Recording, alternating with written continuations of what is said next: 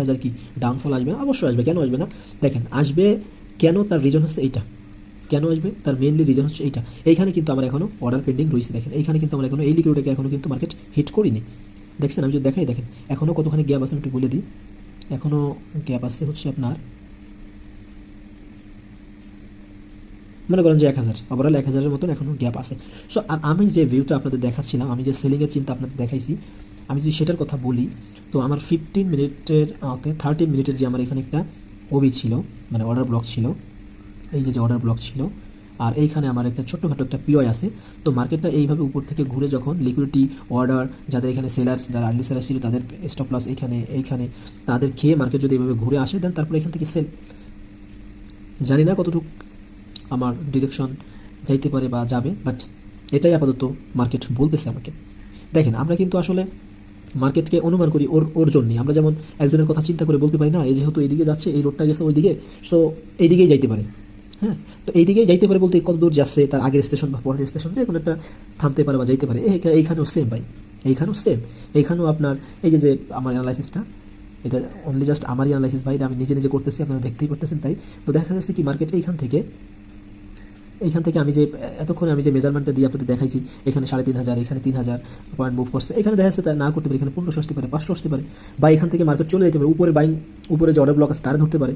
হ্যাঁ, উপরে যে অর্ডার ব্লক আছে তার কাছে যেতে পারে, সেখান থেকে কাজ, সেটা ভ্যালিড হতে পারে, সেখানে কাজ হতে পারে। বাট আমার মনে হচ্ছে এইটাই মেন হইতে পারে, কারণ তার উপরে কিন্তু অনেক বেশি। আর এইখান থেকে মার্কেট যদি মুভ করা শুরু করে, তাহলে কিন্তু মার্কেট আর দাঁড়াবে না। আই থিঙ্ক মার্কেট কিন্তু তার অল টাইম হাইতে চলে যাওয়ার একটা পসিবিলিটি রাখে। আর এবার কি চিন্তা করতেছেন আপনারা, এবার যদি মার্কেট অল টাইম হাই যায়, এখন তো 25 না 24 গেছিল না 26, এবার তার ডবল যাবে, কথাটা মাথায় রেখেন। আর এর ভিতরে কিন্তু ভাই অনেকই শেষ হয়ে যাবে। দেখেন এই যে কি আসছে, এই যে 1 ঘন্টার ক্যান্ডেল মাত্র ওপেন হয়েছে না, এটাকে কি বলে জানেন? এটাকে বলে হচ্ছে ওপেনিং ভলিউম। মানে মার্কেটটা যখন ওপেন হয় না, তখন কিন্তু তার একটা আলাদা গতি থাকে। সে মনে করেন যে অনেক গতিতে বাইং চলে আসছে, সেলিং চলে আসছে, এইগুলা দেখে ভাই মাথা খারাপ করে মাঠে নাইবেন না। সঠিক আপনি অপেক্ষা করেন, এবং সঠিক আপনার যেই একটা কনফার্মেশন দেয় যে বায়ার সেলার্স একে ট্র্যাপ করবে, ট্র্যাপ করার পরে মার্কেট তার নির্দিষ্ট দিকে চলে আসবে। তো এই ট্র্যাপের ভিতরে পড়ে আপনিও ট্র্যাপ হবেন না। আসলে এগুলা মানে রিয়েলভাবে মার্কেটে না নামলে এগুলো বোঝা সম্ভব না, ঠিক আছে? তো সেইভাবে আর কি আপনাদের তো সবসময় বলি যে আমি ডেমোতে আপনাদের কখনো ডেমো প্র্যাকটিস অবশ্যই দরকার, বাট যখন দেখতে পারতেছেন যে না আপনি মোটামুটি শিখে গেছেন, মোটামুটি পারতেছেন, তো এই সময় আর ডেমোতে থাকেন না।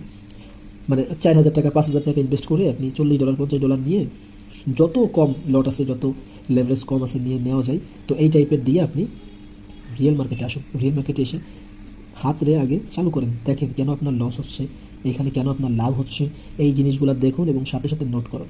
সাথে সাথে খাতা কলমে লিখে রাখবেন যে আমি এখানে এটা দেখছিলাম, এটা দেখার পরে আমি এখানে বাই বা সেল করছি, আমার মার্কেট আমার ডিরেকশনে গেছে। এটা আপনার কিন্তু সাইকোলজি বিল্ড করতে মারাত্মক উপকারী। আপনি এইভাবে যখন 6 মাস 1 বছর আপনি কাজ করবেন, তখন কিন্তু আপনার ভিতরে আলাদা একটা কনফিডেন্স চলে আসবে যে না আমার মার্কেটে এই হইলে আমার এই হয়, আমি এখানে এই দেখে এই নিলে আমার এই হয়। ব্যতিক্রমী অবশ্যই থাকবে। আপনারা মানে আমরা যারা পড়াশোনা করছি ভাই, আমরা দেখছি না 9-10-এর ম্যাথে দেখছি না, ম্যাথ ঠিক আছে, বাট মাঝে একটা ব্যতিক্রম। এখানে হচ্ছে লাইফের প্রতিটা ক্ষেত্রেই ব্যতিক্রম কিছু পাইবেন। তো যাই হোক, ওভারঅল কথা হচ্ছে ভাই দেখা যাক কী হয়। আমি বসে আছি মার্কেটের ডিরেকশনের কারণে, আমি চাচ্ছি না আর বেশি ভিডিওটা